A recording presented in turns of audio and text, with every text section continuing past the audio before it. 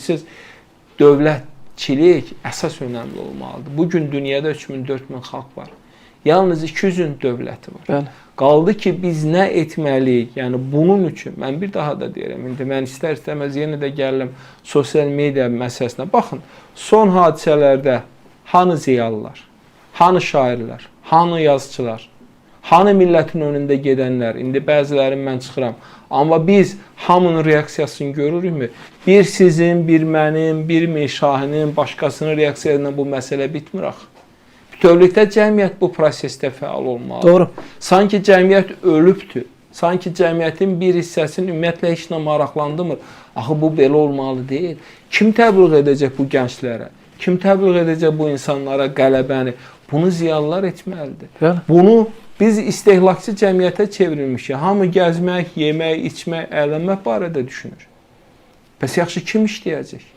Kim bu zəfəri yaşayacaq? Mən bir çıxış elədim, veriyim, örtüyatım dedim, linç elədilər. Yəni linç elədilər çünki kütlə odur da, eyni şeydir. Mən deyirəm ki, mən müsahibə verirəm, o bütün hamısını tərif elədilər, verdilər. Mən deyirlər ki, ora köçürdüyümüz adamlara əlavə bir dənə də yardım verək. Deyirəm, qardaş, yardım vermək lazım deyil. Həmin insanlara iş verək, işləsinlər.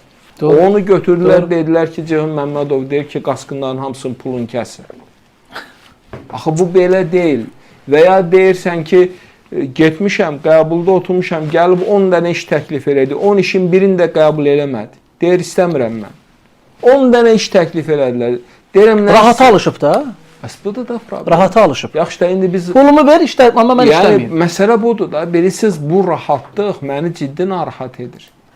İnsanlar, baxın, bizdəki əmin-amanlıq nəyə desən dəyər, sabitlik nəyə desən dəyər, Ermənistanda nə problemlər var, Gürcüstanda nə problemlər var, İranda və hətta Türkiyənin özündə və digər sahələrdə. Amma biz bir təhlükəsizlik adasıyıq. Və burada da rol nədir? Medianın da üzərinə ciddi bir vəzifə düşür. Bu kirli media, bu kirli məlumatlar bizim mediaya yol tapmamalıdır. Bizim televiziyalar kimlərinsə boşanmasın, kimlərinsə ərə getməsin, kimlərinsə maşının yox, bizim mənəvi dəyərlərimizi təbliğ etməlidirlər. Davamlı iş aparılmalıdır, ideoloji iş aparılmalıdır, qələbənin mahiyyəti açılmalıdır, bunun təbliğatı aparılmalıdır, bu beyinə yer edilməlidir. Yəni, biz informasiya müharibəsində uduzmamalıyıq və bunun üçün də aydın bir xətt olmalıdır. Əlbəttə ki, uduzuruq. Bugün faktiki olaraq, baxın, yəni mediaya baxın, çikli informasiyanın əlindən mediada baxmaq olmur. Açırsan, eyni mövzular, eyni məsələlər, ya